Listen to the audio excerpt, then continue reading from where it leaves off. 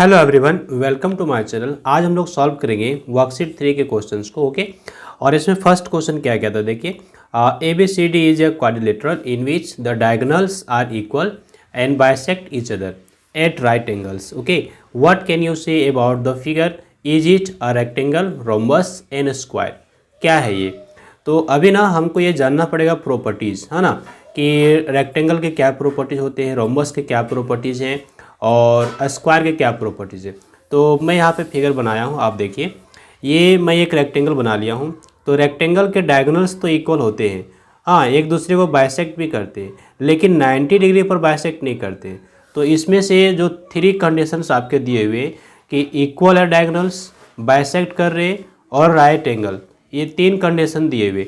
तो यहाँ पे रेक्टेंगल में 2 कंडीशन आपको फॉलो कर रहा है। पहला, डायगोनल्स इक्वल है और ये बाइसेक्ट कर रहे हैं, ओके, बट 90 डिग्री पर बाइसेक्ट नहीं कर रहे, तो ये तो अपना नहीं होगा। दूसरा हमारे पास रोम्बस है। रोम्बस में तो डायगोनल्स इक्वल होते ही नहीं है ना, इसमें 90 डिग्री पर ये बाइसेक्ट करते हैं। इसमें भी 2 कंडीशन आपका फॉलो हो रहा है। पहला तो बाइसेक्ट कर रहा है और डायगोनल्स बाइसेक्ट कर रहे हैं, यानी कि इक्वली डिवाइड कर रहे हैं और 90 डिग्री पर डिवाइड करते हैं, ओके। बट इसमें क्या है ना, ये डायगोनल्स इक्वल नहीं है, तो ये भी आपका नहीं होगा। अब यहाँ पे देखिए, यहाँ पे तीनों कंडीशन आपका पूरा हो जाएगा। डायगोनल्स इक्वल है, बाइसेक्ट भी कर रहे हैं और वो 90 डिग्री पर भी बाइसेक्ट करते हैं, ओके। तो इसका मतलब क्या हो गया ना, जो अपना आंसर होगा यहाँ पे, ये अपना 3rd नंबर का आंसर करेक्ट होगा, ओके। चलिए सेकेंड क्वेश्चन को सॉल्व करते हैं। तो क्वेश्चन नंबर 2 हमारे पास क्या कहता है देखिए। The diagonals of a rhombus are in the ratio 5:12। ये जो डायगोनल्स है किसके, रोम्बस के, उसके लेंथ का रेशियो दिया हुआ है 5:12। If its perimeter is 104 centimetre, perimeter दिया हुआ है 104 सेंटीमीटर, ओके। कहता है find the lengths of the sides and diagonals. तो आइए हम यहाँ पे पहले एक रोम्बस बना लें, है ना, तो फिर हम लोग को अच्छे से समझ में आ जाएगा, ओके। तो मैं यहाँ पे बना लिया हूँ रोम्बस, ओके। मैं इसका नाम दे देता हूँ। नाम तो आप कुछ भी दे सकते हैं, BES और T मैंने नाम दे दिया, ओके। डायगोनल्स भी ले लिया हूँ। मान लेता हूँ कि डायगोनल्स पॉइंट O पर इंटरसेक्ट करते हैं। तो डायगोनल्स आप याद रखिएगा कि रोम्बस के जो डायगोनल्स होते हैं वो कितने डिग्री पर इंटरसेक्ट करते हैं, 90 डिग्री पर, ओके। ये आपको याद रखना है। तो 90 डिग्री यहाँ पे बना रहे हैं, ओके। अभी आप हमको क्या करना है, हम यहाँ पे लेंगे पहले जो रेशियो दिया हुआ है डायगोनल्स का, अभी उसको हम छोड़ते हैं। पहले हम लेंथ निकालते हैं साइड का, ओके। कैसे निकालेंगे, तो पेरीमीटर के हेल्प से। तो आइए मैं यहाँ पे लिखता हूँ अभी। तो यहाँ पे हम सिंपल सा लिखेंगे, let BEST is a rhombus, okay, simple सा लिखे। अब चूंकि रोम्बस है तो इसके सारे साइड्स इक्वल होंगे, BE equal to ES equal to ST equal to BT, सारे साइड्स इक्वल होंगे। अब यहाँ पे ना इसका पेरीमीटर दिया हुआ है, आप देखिए, है ना, पेरीमीटर हम लोग को दे दिया है और वो कितना दिया हुआ है, 104 सेंटीमीटर, ओके। अब देखिए पेरीमीटर क्या हो जाएगा, 4 इंटू साइड। क्यों हो जाएगा 4 इंटू साइड, क्योंकि आप जान रहे हैं कि जो या रोम्बस है इसके सारे साइड्स इक्वल हैं। तो 4 इंटू हम साइड कर दिए तो हमारे पास क्या आ जाएगा, इसका पेरीमीटर आ जाएगा, ओके। तो अभी हमको साइड मिल जाता है, यहाँ से क्या मिल जाता है, साइड मिल जाता है। तो आप देख लीजिए यहाँ पे हमको 4 से डिवाइड कर देना है। तो जब 4 से डिवाइड कर देंगे तो 4 2 जा 8 और यहाँ पे 2 बच जाता है अपना, तो 4 6 जा 24, दैट इज़ 26 सेंटीमीटर अपना साइड आ गया। क्लियर। अभी एक क्वेश्चन आपका बन गया, है ना, साइड का लेंथ निकल गया। अभी दूसरा क्वेश्चन हमारे पास इसी में है कि रोम्बस का जो डायगोनल्स भी हमको निकालना पड़ेगा। तो डायगोनल्स आप जान लीजिए कि ये 90 डिग्री पर इंटरसेक्ट कर रहे हैं, ओके, 90 डिग्री पर इंटरसेक्ट कर रहे हैं। तो अपना क्या हो गया ना, ये अपना जो ट्रायंगल बन रहा है ये कैसा हो गया, एक राइट एंगल ट्रायंगल हो गया। आप देख लीजिए, ओके। तो हम पाइथागोरस थ्योरम को अप्लाई कर देंगे, लेकिन उसके पहले हम लोग मान लेंगे, चूँकि यहाँ रेशियो दिया हुआ है तो हम लोग लेट कर लेते हैं, लेट, है ना, लेट डायगोनल, यहाँ पे 2 डायगोनल है तो किसी एक को ले लीजिए। लेट डायगोनल्स यहाँ पे ले लेता हूँ मैं BS, है ना, BS को मैं ले लेता हूँ 5 और ये यहाँ पे x लगा दिया 5x। एंड हम यहाँ लेते हैं TE, है ना, TE को क्या ले लेता हूँ मैं 12x, ओके। ये समझ गए क्यों लिया, चूँकि रेशियो दिया हुआ अपना। चलिए इन ट्रायंगल अब बात कीजिए, है ना, इन ट्रायंगल BOE। आप देख लीजिए ट्रायंगल BOE में आपका जो एंगल BOE है वो कितना है, 90 डिग्री है। तो पाइथागोरस थ्योरम लग जाएगा। अब पाइथागोरस थ्योरम कैसे लग जाएगा, तो ये जो हमारे साइड्स है ना, इसका स्क्वायर, ये जो अपना बड़ा साइड होगा हाइपोटेन्यूस, उसका स्क्वायर के इक्वल होगा। तो हम सिंपल से यहाँ लिख सकते हैं देयरफॉर, है ना, BO, ये देखिए BO है। अब BO का स्क्वायर कर लिए, प्लस इसमें ऐड कर लेंगे EO का स्क्वायर, ओके, EO स्क्वायर। और ये किसके इक्वल होगा, BE का स्क्वायर के इक्वल हो जाएगा। चलिए अब आगे बढ़ेंगे हम। तो अब बताइए BO क्या होगा। BO जो होगा सो हाफ होगा किसका, BS का। क्यों हाफ क्यों होगा, चूँकि डायगोनल्स जो होते हैं ना रोम्बस के, वो एक दूसरे को बाइसेक्ट करते हैं, यानी इक्वली डिवाइड करते हैं। तो BS मेरा कितना है, BS हमारे पास है 5x, तो इसका मतलब BO कितना होगा, उसका हाफ हो जाएगा, यानी कि 5x/2 का होल स्क्वायर हो जाएगा। ओके, अब यहाँ पे EO क्या हो जाएगा, ये TE कितना है, 12x है, आप देख लीजिए, है ना, 12x है टोटल। तो इसका हाफ ले लीजिए, हाफ ले लिए, कितना हो गया हाफ, हमारे पास हाफ हो जाता है इसका 12 का 6। ओके, 12 है तो हाफ लिए तो 6, और ये स्क्वायर। और BE क्या है, आपका एक साइड है, देख लीजिए साइड से, है ना। तो साइड कितना निकल चुका है, अपना साइड निकल चुका है 26। तो हम यहाँ पे क्या लिखेंगे, 26 का होल स्क्वायर। क्लियर है। अब स्क्वायर कर लीजिए आप, तो यहाँ पे आपको मिल जाता है 25x²/4, और यहाँ पर मिलता है 6 का स्क्वायर 36x², और यहाँ 26 है, इसका मिलता है 676। ओके, यहाँ पे आप सेंटीमीटर लगा सकते हैं, है ना, चूँकि सेंटीमीटर अपना आ चुका है स्क्वायर में। अब 4 से मल्टीप्लाई कर दीजिए, देखिए ये 4 है अपना। ओके, ये डिनोमिनेटर में है, हमको यहाँ पे एलसीएम लेना है, तो हम सिंपल वे में लेते हैं ना, 4 से हर जगह मल्टीप्लाई कर देते हैं। तो यहाँ पे हम लिखते हैं 25x², और ये 4 से यहाँ पे मल्टीप्लाई कीजिए 36 को, तो आपको क्या मिल जाएगा, तो आपको यहाँ मिल जाएगा 144x²। ओके, हम 4 से मल्टीप्लाई कर रहे हैं, है ना। अब देखिए ये जो 4 है, इस 4 से हम यहाँ भी मल्टीप्लाई कर देंगे, किधर, इस जगह पे। तो आपको क्या मिल जाएगा, आपको यहाँ पे मिल जाता है 2704 सेंटीमीटर स्क्वायर। ओके, अब ये जो अपना डिनोमिनेटर था ये अपना हट गया, है ना। हम लोग एलसीएम ले लिए, थोड़ा यहाँ शॉर्ट कर लिया हूँ मैं। ओके, मैं यहाँ थोड़ा सा शॉर्ट कर लिया हूँ। तो अभी आप देखिए इसको आप ऐड कर लीजिए, ऐड करेंगे तो आपको क्या मिल जाएगा, आपको यहाँ पे मिल जाता है 100, ओके, 69x², और यहाँ पर है 2704 सेंटीमीटर स्क्वायर। ओके, तो अभी आप x² को यहाँ पे रखिए। अब इसको आप राइट साइड ले लीजिए, तो यहाँ पे हो जाता है 2704 और डिवाइड बाय 169। अब आप इसको डिवाइड करेंगे, है ना, 169 से, तो आपको यहाँ पे क्या मिल जाएगा, 16 मिल जाएगा। ओके, तो अभी आपको यहाँ पे क्या मिल जाता है, देयरफॉर आप यहाँ पे लिख सकते हैं x² = 16 सेंटीमीटर स्क्वायर। तो देयरफॉर x क्या हो जाएगा, चूँकि यहाँ पे आप स्क्वायर कर लीजिए, तो इधर भी आपके पास क्या हो जाएगा, 4 सेंटीमीटर का स्क्वायर हो जाएगा। ओके, समझ गए। तो अभी आपके पास क्या हो जाता है, x = मिलता है आपको 4 सेंटीमीटर। क्यों, ये अपना स्क्वायर से स्क्वायर कैंसिल हो जाएगा, तो आपको मिल जाएगा x का वैल्यू 4। तो x आपको मिल गया, तो आपको क्या निकालना था, डायगोनल्स। तो अभी देखिए आपका पहला डायगोनल्स क्या है, BS = 5x, और दूसरा डायगोनल TE कितना है, 12x। आप वैल्यू पुट कर लीजिए, आपको यहाँ पे आंसर मिल जाएगा। ओके, तो हम यहाँ पे क्या लिखेंगे, डायगोनल्स BS = 5x, तो 5 × 4 दैट इज़, ये हमको मिल जाता है 20 सेंटीमीटर। और TE कितना हो जाएगा, TE भी एक डायगोनल है, तो 12x, 12 × 4 that is 48 centimetre square. Okay, तो ये हमारा ना यहाँ पे दूसरा आंसर निकल जाता है। ओके, तो अभी देखेंगे क्वेश्चन नंबर 3, है ना। ये क्या कहता है, a pair of adjacent sides, है ना, एडजेसेंट साइड्स जो हैं किसके, रेक्टेंगल के, आर इन द रेशियो 3:4। ये देख लीजिए, तो यहाँ पे मैं एक रेक्टेंगल बना लिया हूँ ताकि हमको समझ में आ जाए अच्छे से। ओके, तो अभी ना हम लोग क्या करेंगे, पेयर ऑफ एडजेसेंट साइड। तो एडजेसेंट साइड्स क्या होते हैं, जिसका वर्टेक्स कॉमन हो उसको हम एडजेसेंट साइड कहते हैं। तो पहले यहाँ पे नाम मैं दे दूँ, तो चलिए मैं नाम दे देता हूँ RIND, जी। ओके, ये हो गया इसका नाम, है ना, रिंग। तो अभी देख लीजिए ये नाम दे दिए, तो अभी ये जो होगा आर जी और आर आई ये अपना एडजेसेंट साइड होगा। क्यों होगा एडजेसेंट साइड? क्योंकि इसका वर्टेक्स कॉमन है, यानी एक ही पॉइंट पे आके मिल रहा है। ये आप बहुत इंपॉर्टेंट है, इसको आप ध्यान दीजिए कि जिसका वर्टेक्स कॉमन हो ना उसको हम एडजेसेंट साइड कह रहे हैं। मतलब यहाँ पे ये वाला साइड जो है और ये जो साइड है ये आपका क्या हो जाएगा, ये हो जाएगा आपका एडजेसेंट साइड्स। या आप यूँ कहिए कि अगल बगल जो साइड है उसको हम कह रहे हैं एडजेसेंट साइड। ओके, तो एडजेसेंट साइड्स जो हैं उसका रेशियो दिया हुआ है कितना, 3:4 दिया हुआ है।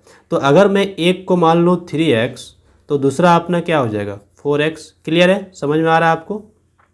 अब देखिए if its diagonal is 20 centimetre, इसका एक डायगोनल दे दिया है। चूँकि ये जो रेक्टेंगल है ना, रेक्टेंगल का दोनों ही डायगोनल इक्वल होता है, आप याद रखिएगा, है ना। दोनों ही डायगोनल्स इक्वल होते हैं और एक दूसरे को इक्वली डिवाइड करते हैं, यानी जितना लेंथ इधर होगा उतना ही लेंथ इधर भी होगा। ओके, ये जो डायगोनल है आपका इक्वली डिवाइड होता है, यानी बाइसेक्ट होता है। ओके, ये जान गए प्रॉपर्टी, और डायगोनल्स इक्वल भी होते हैं। फिर कहता है find the length of the sides and hence the perimeter of the rectangle. तो इसके जो साइड्स हैं उसकी लंबाई निकालिए और इसका पेरीमीटर निकालिए। तो अगर साइड्स निकल जाते हैं तो पेरीमीटर ईजिली निकल जाएगा। पेरीमीटर मतलब होता है sum of the all sides. Okay, तो पहले हमारा टारगेट होगा कि यहाँ पर हम लोग साइड्स निकाल लें। ओके, तो आइए हम लोग यहाँ पे लिखेंगे कुछ। तो हम लोग यहाँ मान लेते हैं let R I N G is a rectangle in which ratio of adjacent sides, ये है हमारे पास जी आर। ओके, यानी जी आर और किसके साथ रेशियो लिया है, आर आई के साथ। आर आई के साथ कितना है 3:4। तो हम लिख लेते हैं लेट। ओके, लेट ये अपना जो जी आर है ये कितना हो जाएगा 3x एंड ये अपना आर आई कितना हो जाएगा बताइए, आर आई हो जाएगा हमारे पास 4x। ओके, ऐसा मैंने मान लिया। अब यहाँ पे आप ध्यान दीजिए कि ये जो अपना रेक्टेंगल है इसके कॉर्नर्स पे कितने एंगल बनते हैं, 90 डिग्री का एंगल बनता है। तो अगर हम इस ट्रायंगल की बात करें G R I, okay, G R I इस ट्रायंगल की बात करें तो ये जो ट्रायंगल होगा अपना कैसा होगा, राइट एंगल ट्रायंगल होगा। क्यों? क्योंकि यहाँ पे 90 डिग्री बन रहा है। ओके, और आप जान रहे हैं कि ये जो डायगोनल्स है आपको दिया हुआ है कितना 20 सेंटीमीटर। तो यहाँ पे राइट एंगल बन रहा है, आप पाइथागोरस थ्योरम को लगाइए, है ना, आपको यहाँ पे ये साइड्स का लेंथ मिल जाएगा। तो आइए नेक्स्ट पेज पे मैं चलता हूँ। तो हम लिखेंगे now in triangle G R I. Okay, यहाँ पे जो एंगल आर है वो कितना हो गया 90 डिग्री। तो हम लिखेंगे देयरफॉर जी आर स्क्वायर, है ना, ये हमारे पास क्या है G R square plus R I square. Okay, ध्यान दीजिएगा, R I square equal to क्या हो गया जी आई स्क्वायर। क्लियर? अब बताइए आगे कि आगे क्या होगा, जी आर आपके पास कितना है 3, तो आप यहाँ पे 3x लिखिए, 3x माने हम लोग इसका स्क्वायर, और ये हो गया 4x इसका स्क्वायर, और जी आई कितना है हमारे पास 20। ओके, इसका स्क्वायर। तो आप आगे बढ़ लीजिए, आपको क्या मिल जाएगा, आप यहाँ से देख पा रहे हैं आपको यहाँ मिल रहा है 9x स्क्वायर, यहाँ मिल रहा है आपको 16x स्क्वायर, और यहाँ मिल रहा है आपको 400। आगे बढ़िए, यहाँ आप ऐड कर लीजिए तो आपको मिल जाएगा 25x स्क्वायर, और यहाँ हो जाता है आपके पास 400।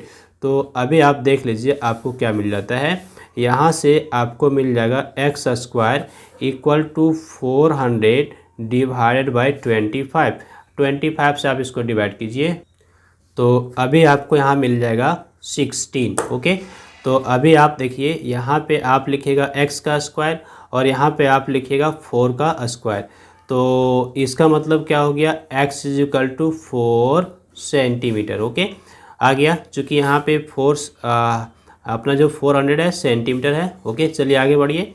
अभी हमारे पास x निकल गया तो हमको अब सारा साइड मिल जाएगा, है ना। इसका मतलब जी आर मिल गया, उसके बाद आर आई मिल गया। कैसे, आप देखिए, आप यहाँ पे लिखिएगा नाउ, है ना, now G R equal to कितना है आपका 3x, 3 इंटू एक्स का वैल्यू रखिए 4, तो ये आपको क्या आ गया 12 सेंटीमीटर।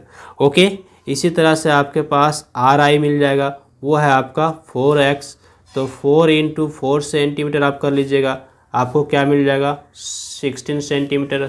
ओके, अभी आपको मिल गया। आप देखिए जो रेक्टेंगल्स है ना उसका अपना ऑपोजिट साइड इक्वल होता है, तो इसका मतलब आर जी जितना है उतना ही आपका आई एन होने वाला है और आर आई जितना है उतना आपका जी एन होने वाला है। तो आप यहाँ पे लिख सकते हैं आपको आल्सो, ओके, आप आल्सो ले लीजिए, क्या लीजिएगा, एन आई, है ना। तो एन आई क्या होगा बता दीजिए। ओके, ये एन आई आपका हो जाएगा जी आर के equal, that is 12 centimetre. And आपका एक और छूट गया, ये जी एन किसके इक्वल हो जाएगा आप देख लीजिए। जी एन जो हो जाएगा वो आपका आर आई के इक्वल हो जाएगा, और वो कितना है आपका 12 सेंटीमीटर। तो यहाँ पे ना आपके सारे साइड्स निकल के आ जाते हैं। ओके, तो ये आपका आंसर हो गया फाइनल।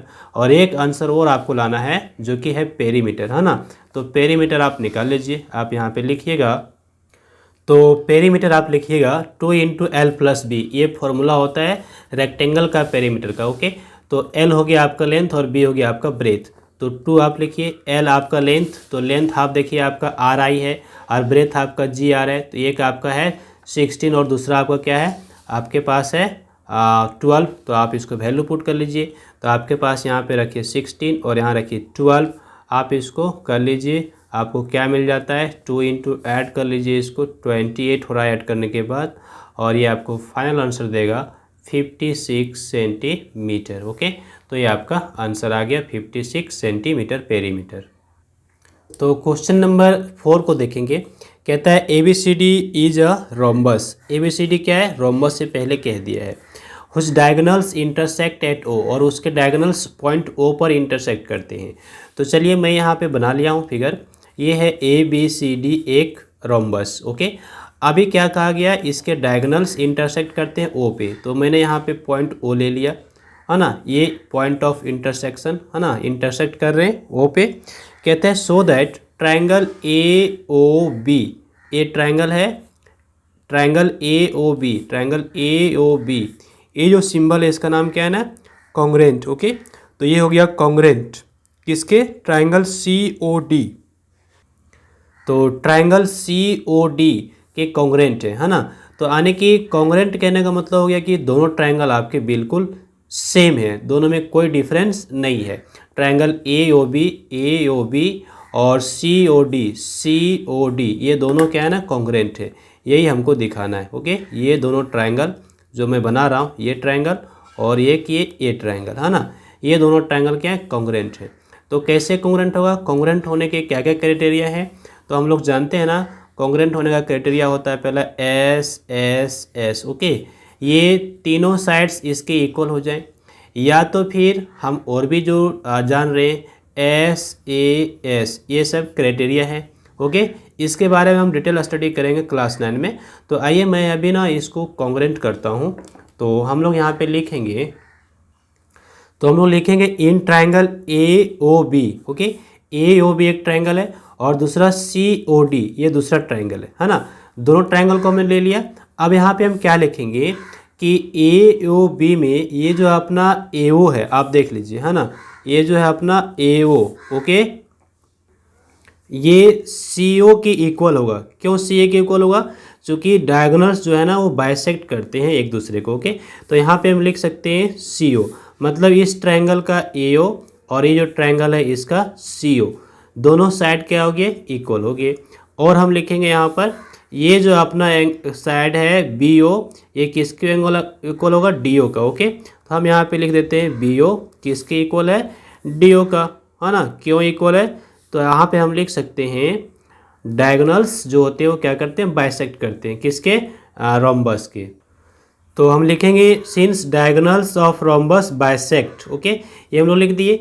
दूसरा ये जो एंगल अपना है, ये देखिए ये एंगल भी इक्वल होगा। क्यों, ये वर्टिकली ऑपोजिट एंगल हो जाएगा, है ना।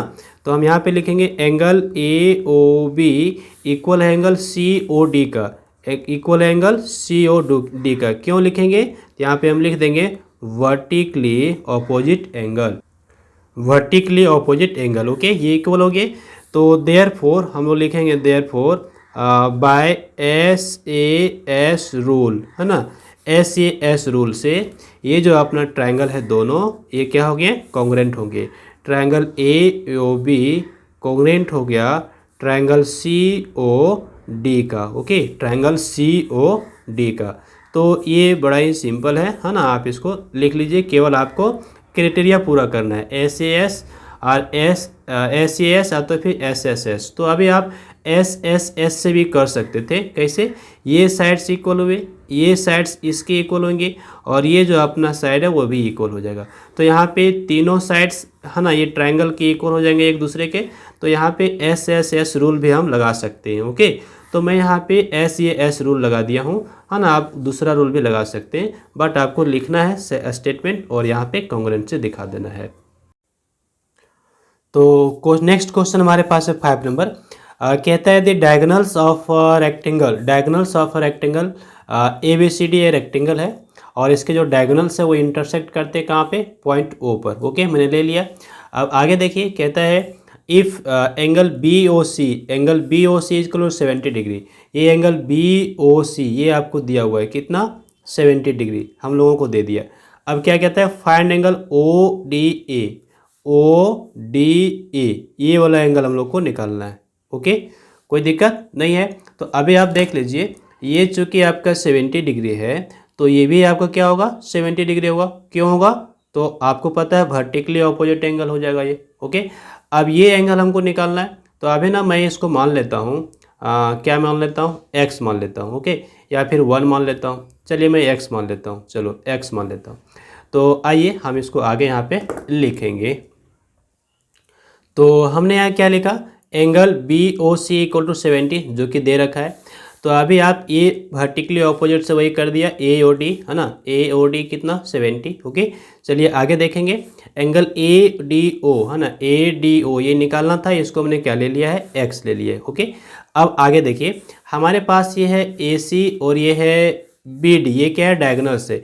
तो डायगोनल्स इक्वल होते हैं तो हम लोग क्या लिख सकते हैं यहाँ पे, है ना, A C equal to B D. Okay, अब डायगोनल्स इक्वल है, आपको ये भी पता है कि डायगोनल्स इक्वल हैं और एक दूसरे को बाइसेक्ट करते हैं, यानी कि यहाँ पर अगर हम हाफ से मल्टीप्लाई कर दें, half A C equal to half B D, तो ये देखिए ए सी का हाफ क्या हो जाएगा? ए ओ हो जाएगा। तो आप यहाँ पे लिख दीजिए ए ओ। और दूसरा आपके पास ये है बी डी का हाफ, है ना, बी डी का हाफ आपके पास क्या हो जाएगा? डी ओ हो जाएगा। तो आप यहाँ पे लिख दीजिए डी ओ। तो अब देख लीजिए, ये जो साइड है ये साइड आपका इक्वल हो गया। ओके, है ना, ये दोनों के साइड इक्वल हो गए। तो हम क्या लिख सकते हैं? Therefore in triangle A O D, है ना, इन ट्रायंगल ए ओ डी क्या हो गया? ए ओ, ये जो ए ओ है और ये डी ओ है ये इक्वल हो गया, A O equal to D O. Therefore ये ट्रायंगल कैसा हो गया? आपका एक ट्रायंगल हो गया, आइसोसेलेस ट्रायंगल हो गया। तो आइसोसेलेस ट्रायंगल में जो इक्वल साइड्स होते हैं उसके ऑपोजिट जो एंगल होता है वो भी इक्वल होता है। तो इसका मतलब इसके सामने एंगल है आपका ये और इसके सामने एंगल है आपका ये, तो ये दोनों आपके इक्वल होंगे। तो हम लिख सकते हैं यहाँ पे एंगल ओ डी ए, है ना, angle O D A equal है एंगल ओ ए डी का, इक्वल है एंगल ओ ए डी का। ओके, ये दोनों एंगल इक्वल हो गया। तो ये हमने x मान के चला, तो ये भी मेरा क्या हो गया? x हो गया। ओके, चलिए अब हम आगे का काम करते हैं नेक्स्ट पेज पे। तो चलिए यहाँ पे नेक्स्ट पेज ले लिए। अब हम क्या लिखेंगे? Now angle x plus this कितना होगा? 180 होगा, चूँकि it's sum of the 3 angles in a triangle, है ना। तो हम लिख सकते हैं एंगल, आप या ट्रायंगल ले लीजिए। Now in triangle A O D, okay, A O D angle आप लीजिए इसका ए ओ डी, है ना, ए ओ डी प्लस लीजिए आप इसको क्या माने हैं? x, तो आप लिखिए x, इसको क्या माने हैं? x। क्यों? क्योंकि ये दोनों इक्वल हो गए हैं, है ना। आपको पता है ये तीनों का सम कितना होगा? 180। तो आप बता दीजिए ए ओ डी आपका तो 70 है। ओके, और x क्या हो गया? 2x, तो ये हो गया 180। आप आगे बढ़ लीजिए, आपको क्या मिल जाता है यहाँ से? 2x is equal to 110। तो x इज इक्वल टू क्या हो गया? x इज इक्वल टू हो गया 55 डिग्री। ओके, तो यहाँ पे ये अपना क्वेश्चन बन जाता है।